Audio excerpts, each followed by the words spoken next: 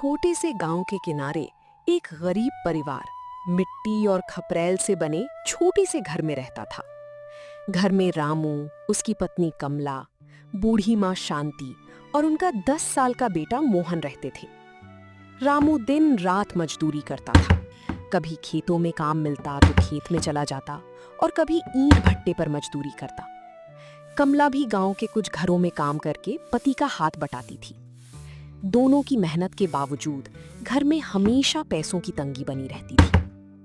उस रात आसमान में काले बादल छाए हुए थे, तेज हवाएं चल रही थीं और बिजली बार बार चमक रही थी। कुछ ही देर में मूसलाधार बारिश शुरू हो गई। छप्पर जगह जगह से टपकने लगा। हे भगवान, आज तो लगता है पूरा आसमान ही हमारे घर पर उतर आया है। माँ, आप जरा उस तरफ बैठ जाइए, वहाँ छत कम टपक रही है। बहू, मेरी चिंता मत कर, तू मोहन को संभाल। बच्चा कब से डरा हुआ है। माँ, क्या हमारा घर भी गिर जाएगा? नहीं बेटा, ऐसा कुछ नहीं होगा, तू डर मत। देख, मैं और पापा यहीं हैं। रामू दरवाजे के पास बैठा बाहर हो रही बारिश को देख रहा था। कल अगर बारिश नहीं रुकी तो मजदूरी पर जाना मुश्किल हो जाएगा। घर में वैसे ही बस 2 दिन का अनाज बचा है। जो होगा देखा जाएगा। भगवान ने आज तक हमें भूखा नहीं सुलाया। भगवान पर भरोसा है कमला, लेकिन आदमी को अपनी तरफ से कोशिश भी करनी पड़ती है। तभी अचानक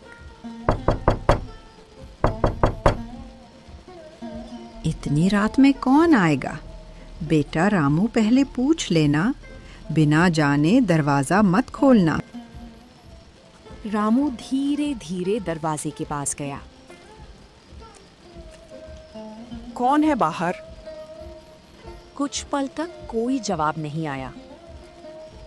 फिर दोबारा दस्तक हुई।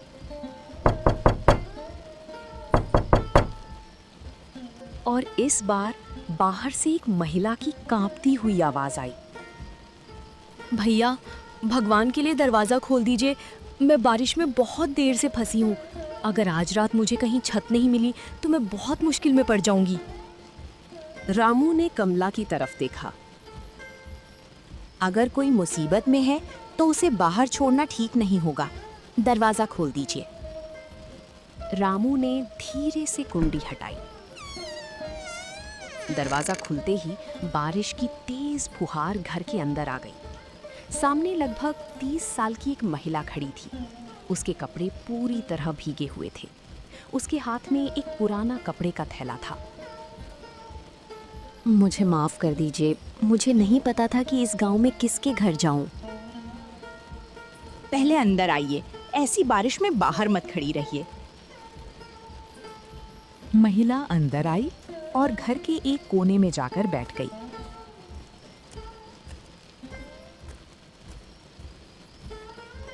बेटी, नाम क्या है तुम्हारा? महिला ने कुछ पल चुप रहकर जवाब दिया। मेरा नाम सरिता है। कमला ने सरिता को सूखे कपड़े दिए और उसके लिए गर्म पानी रखा।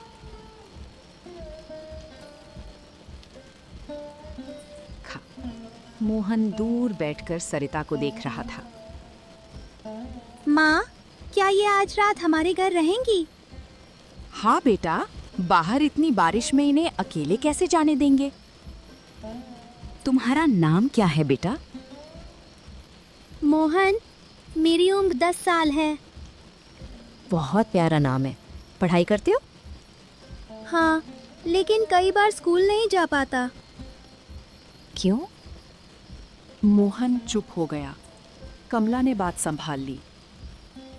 गरीबी की वजह से कभी-कभी फीस और किताबों का इंतजाम नहीं हो पाता। सरिता की आंखों में चिंता उतर आई। आप लोगों का घर खुद इतना छोटा है, फिर भी आपने मुझे अपने घर में जगह दे दी।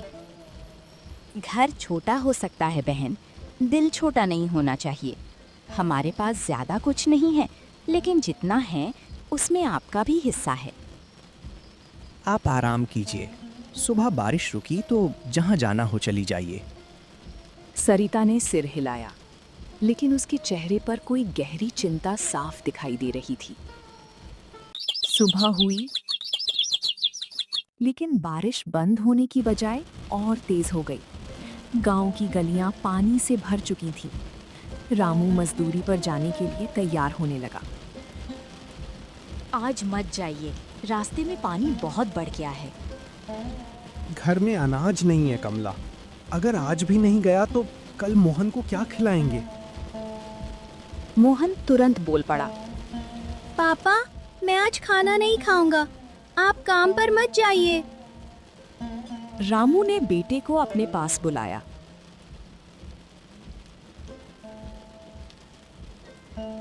ऐसा कभी मत कहना बेटा।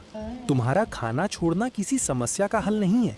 तुम्हें पढ़ना है, बड़ा होकर अपने पैरों पर खड़ा होना है। लेकिन पापा, आप रोज इतना काम करते हो, फिर भी हमारे पास पैसे क्यों नहीं होते? रामू कुछ पल चुप रहा। क्योंकि बेटा, मेहनत करने वाले गरीब आदमी की कमाई अक्सर जरूरतों से छोटी पड़ जाती है। लेकिन इसका मतलब ये नहीं कि हम मेहनत करना छोड़ दें। सरिता चुपचाप ये सब सुन रही थी। दोपहर तक बारिश ने गांव को चारों तरफ से घेर लिया। रामू को उस दिन भी कोई काम नहीं मिला। शाम को वो खाली हाथ घर लौटा।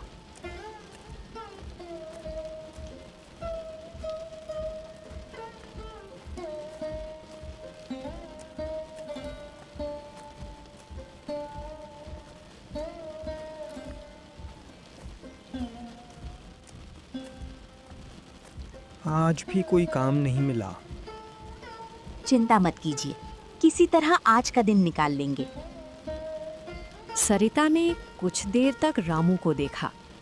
फिर उसने अपने थैले से एक छोटी सी पोटली निकाली।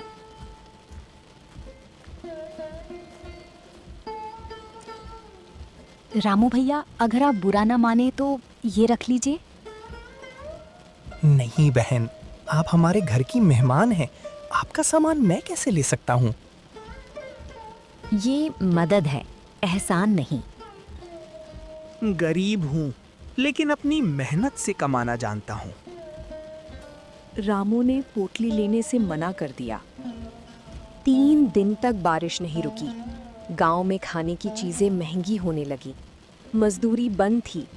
कई घरों में चूल्हे ठंडे पड़ गए थे। रामू के घर में भी केवल थोड़ा सा आटा बचा था। मोहन अपनी पुरानी किताब लेकर बैठा था। माँ, स्कूल कब खुलेगा? बारिश रुकने दो बेटा, फिर तुम स्कूल जाना। मैं बड़ा होकर बहुत पढ़ूंगा माँ। मैं चाहता हूँ कि पापा को इतनी मेहनत ना करनी पड़े। कमला की आंखें भर आईं। उसी समय सरिता ने ये बात सुन ली। उसने रामू से कहा,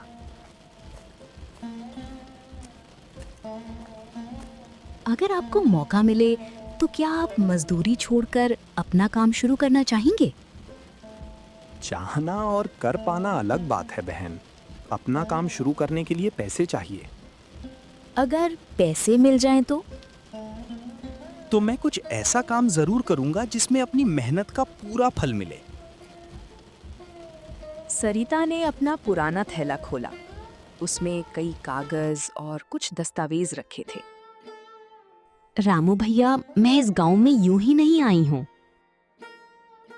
रामू, कमला और शांति उसकी तरफ देखने लगे। मेरे पति की कुछ साल पहले मौत हो गई थी। उन्होंने शहर में एक छोटी सी अनाज की दुकान शुरू की थी। उनके जाने के बाद मैंने वो काम संभाला। अब मैं आसपास के गांवों से अनाज खरीदकर शहर में बेचती हूँ। तो आप व्यापारी हैं? हाँ, लेकिन मेरे पुराने कर्मचारी ने मुझे बहुत नुकसान पहुंचाया। उसने कई गरीब किसानों का पैसा रोक लिया। तभी से मुझे ऐसे भरोसेमंद लोगों की तलाश थी जिनके साथ मैं ईमानदारी से काम कर सकूं। और मुझे लगता है कि मुझे वो आदमी मिल गया है। रामू हैरान रह गया। आप मुझे जानती भी नहीं हैं। 3 दिन में आदमी की असली पहचान उसके व्यवहार से हो जाती है। आपने खुद गरीब होते हुए भी मेरी मदद की। आपने मेरे पैसे लेने से मना कर दिया। यही आपकी सबसे बड़ी पूंजी है। सरिता ने रामू को किसानों से अनाज इकट्ठा करने और शहर तक पहुंचाने का काम देने की बात कही। रामू घबरा गया। अगर मैं असफल हो गया तो? असफलता से डरकर कोशिश छोड़ देना ही सबसे बड़ी हार है। कमला ने भी पति का हौसला बढ़ाया। आप कोशिश कीजिए। मजदूरी करते करते जिंदगी निकल रही है। शायद भगवान ने इस बरसात को हमारे लिए कोई नया रास्ता दिखाने के लिए भेजा है। मोहन भी पिता के पास आ गया। पापा, आप ये काम जरूर करना। मैं भी आपकी मदद करूंगा। तू बस मन लगाकर पढ़ाई करना बेटा, बाकी मैं संभाल लूंगा। रामू ने आखिरकार सरिता का प्रस्ताव स्वीकार कर लिया। बारिश को लगातार कई दिन हो चुके थे। गांव की कच्ची सड़कें कीचड़ से भर गई थीं और खेतों में पानी जमा था। रामू ने गांव के किसानों से उनका धान उचित कीमत पर खरीदना शुरू कर दिया था। उसकी ईमानदारी की वजह से धीरे धीरे किसानों का भरोसा बढ़ने लगा था। लेकिन गांव का साहूकार धनराज रामू की बढ़ती इज्जत देखकर परेशान था। पहले किसान मजबूरी में उसी के पास धान बेचते थे और धनराज कम कीमत देकर खूब मुनाफा कमाता था। एक शाम धनराज अपने मुनीम के साथ दुकान के अंदर बैठा था। मुनीम, ये रामू आखिर इतनी जल्दी लोगों का भरोसा कैसे जीत रहा है? कल तक जिसके घर में चूल्हा जलाना मुश्किल था, आज किसान उसी के पास अपना धान लेकर जा रहे हैं। सेठ जी, रामू किसानों को सही दाम दे रहा है, इसी वजह से लोग उसके साथ खड़े हो रहे हैं। सही दाम, यही तो उसकी सबसे बड़ी गलती है।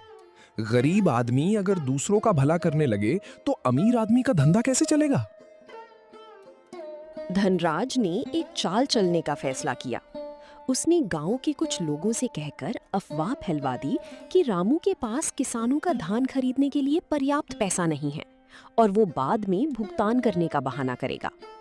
उधर रामू को इस बात की खबर नहीं थी। वो अपने छोटे से घर के बाहर बोरे व्यवस्थित कर रहा था। उसका 10 साल का बेटा मोहन भी उसके साथ लगा हुआ था। बाबा, आप इतने सारे बोरे क्यों जमा कर रहे हो? बेटा, बारिश के बाद किसानों का धान बचाना जरूरी है। अगर अनाज भीग गया तो उनकी कई महीनों की मेहनत खराब हो जाएगी। तो हम सबका अनाज बचाएंगे ना बाबा? हाँ बेटा, गरीब के पास पैसा कम हो सकता है, लेकिन उसका हौसला और ईमानदारी कभी कम नहीं होनी चाहिए। अगली सुबह रामू के घर के सामने कई किसान इकट्ठा हो गए। उनके चेहरों पर नाराजगी थी। रामू कुछ समझ पाता उससे पहले ही एक किसान आगे बढ़कर बोल पड़ा। रामू, तुमने हमारे धान के पैसे अभी तक पूरे नहीं दिए। अब हम तुम्हारे ऊपर भरोसा कैसे करें? भाई, मैंने जिस किसान से जितना धान लिया है उसका पूरा हिसाब मेरी बही में लिखा है। मैंने किसी का पैसा नहीं रोका। लेकिन हमारे पास तो रसीद है जिसमें लिखा है कि तुमने आधा भुगतान किया है। रामू ने रसीद अपने हाथ में ली। रसीद पर उसकी दुकान की मोहर लगी हुई थी, लेकिन रामू ने उसे देखते ही पहचान लिया कि ये उसकी लिखावट नहीं थी। सरिता भी बाहर आ गई। आप लोग रामू को इतने सालों से जानते हैं, क्या उसने कभी किसी का पैसा दबाया है? हम जानते हैं कि रामू ईमानदार है, लेकिन रसीद पर उसकी दुकान की मुहर लगी है। मुहर कोई भी लगा सकता है। पहले सच पता कीजिए, फिर फैसला कीजिए। मोहन चुपचाप वो रसीद देखने लगा। 10 साल की उम्र होने के बावजूद वो अपने पिता की दुकान पर आने जाने वाली चीजों को ध्यान से देखा करता था। उसे रसीद के कागज पर कुछ अलग दिखाई दिया। बाबा, ये कागज हमारी दुकान वाला नहीं है। क्या मतलब बेटा? हमारी रसीद के नीचे हमेशा नीली लाइन होती है, इसमें लाल लाइन है।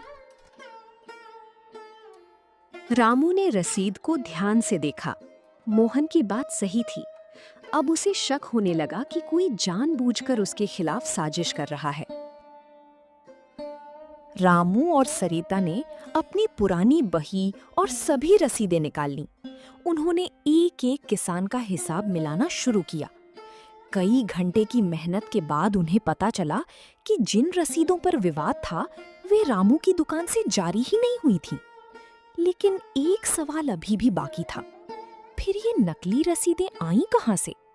रामू ने रसीद को उलट-पलट कर देखा। सरिता, इस कागज पर एक निशान है, शायद किसी बोरे या गोदाम की मोहर का निशान है। तो हमें उस जगह का पता लगाना होगा। बाबा, क्या हम धनराज से पूछ सकते हैं? बेटा, बिना सबूत किसी पर इल्जाम लगाना सही नहीं होता। उसी समय रामू को याद आया कि कुछ दिन पहले धनराज के गोदाम के पास उसने इसी तरह की रसीदें देखी थीं। रामू वहां पहुंचा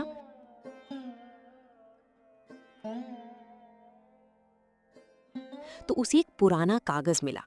उस पर वही निशान था जो नकली रसीद पर था। अब रामू को समझ आ गया कि उसके खिलाफ साजिश रची जा रही है, लेकिन उसके पास अभी भी पूरा सबूत नहीं था। अगली रात अचानक आसमान में काले बादल छा गए। कुछ ही देर में तेज बारिश शुरू हो गई। बारिश इतनी तेज थी कि गांव के कई रास्तों में पानी भर गया। धनराज के बड़े गोदाम के बाहर भी पानी जमा होने लगा। गोदाम के अंदर किसानों का बहुत सारा धान रखा था।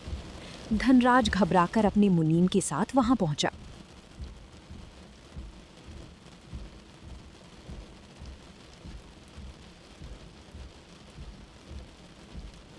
जल्दी करो मुनीम, अगर पानी गोदाम के अंदर पहुंच गया तो किसानों का सारा धान खराब हो जाएगा। इतने बोरे हैं, इन्हें अकेले संभालना मुश्किल होगा। सेठ जी, पानी बहुत तेजी से बढ़ रहा है। मजदूर भी इस मौसम में यहाँ आने को तैयार नहीं है। तभी बाहर से रामू और सरिता वहां पहुंचे।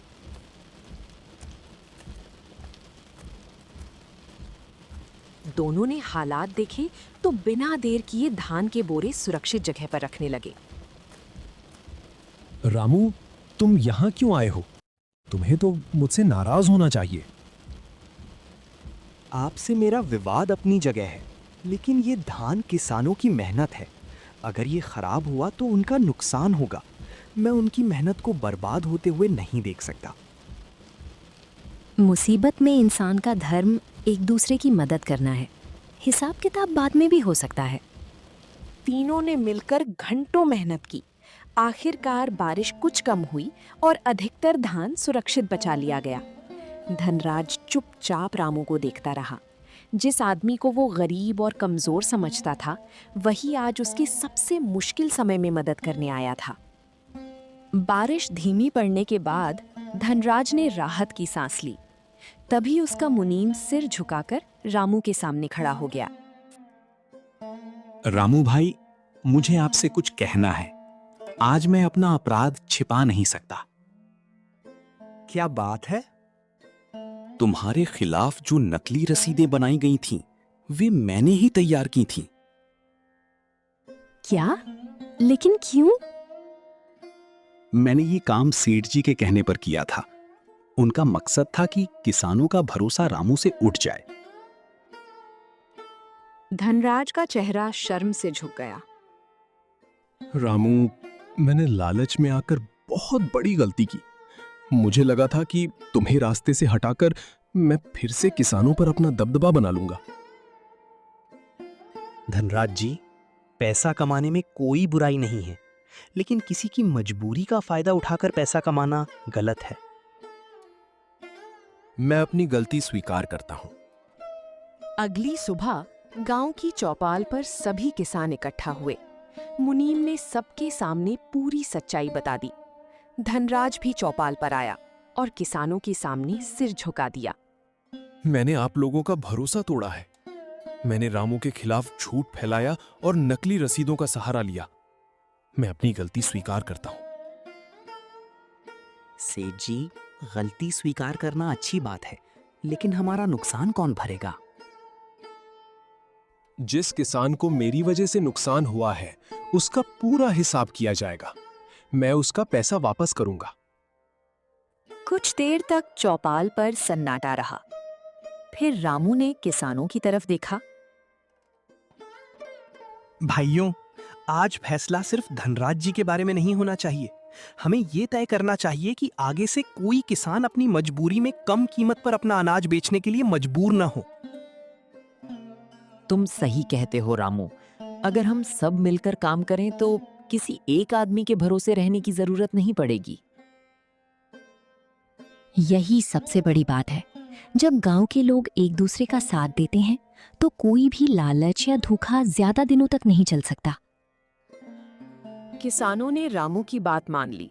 गांव में मिलकर अनाज बेचने की व्यवस्था बनाने का फैसला हुआ। कुछ सप्ताह बाद बारिश पूरी तरह रुक गई। खेतों में हरियाली लौट आई और गांव का माहौल फिर से सामान्य होने लगा। रामू ने किसानों के साथ मिलकर छोटी सी अनाज मंडी शुरू की। अब किसान अपना धान सीधे मंडी में लाते और उचित कीमत पर बेचते। धीरे धीरे रामू का काम बढ़ने लगा।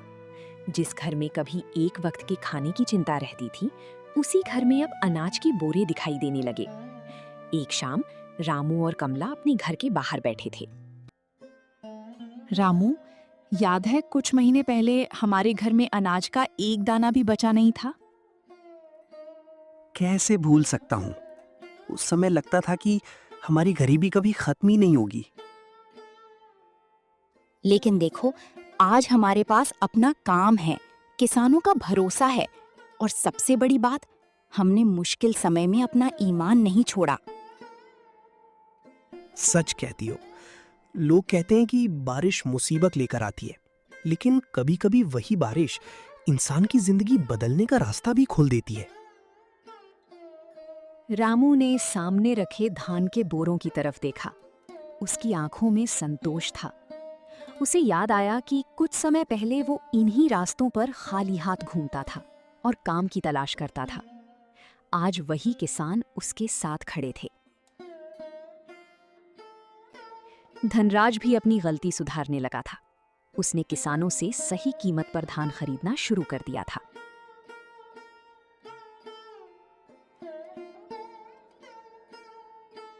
रामू, मैंने तुमसे एक बात सीखी है। आदमी की असली दौलत उसकी दुकान या पैसा नहीं, बल्कि लोगों का भरोसा है। और भरोसा कमाने में सालों लगते हैं, लेकिन उसे तोड़ने में सिर्फ एक गलती काफी होती है। धीरे धीरे पूरा गांव बदलने लगा। रामू अब सिर्फ अपने परिवार के लिए नहीं, बल्कि गांव के दूसरे गरीब किसानों के लिए भी काम करने लगा। जिस बरसात ने कभी उसके घर की गरीबी और परेशानी बढ़ा दी थी, उसी बरसात ने उसकी जिंदगी में एक नया रास्ता खोल दिया था। रामू ने आसमान की ओर देखा। बादलों के पीछे से सूरज निकल रहा था। मुश्किलें चाहे कितनी भी बड़ी हों, अगर इंसान मेहनत और ईमानदारी का साथ ना छोड़े तो एक दिन रास्ता जरूर निकलता है। और इस तरह बरसात में बदली गरीब की किस्मत की कहानी हमें यही सीख देती है। मुश्किल समय हमेशा इंसान को तोड़ने नहीं आता। कई बार वही मुश्किल समय उसके अंदर छिपी ताकत को सामने लाता है और उसकी जिंदगी बदल देता है।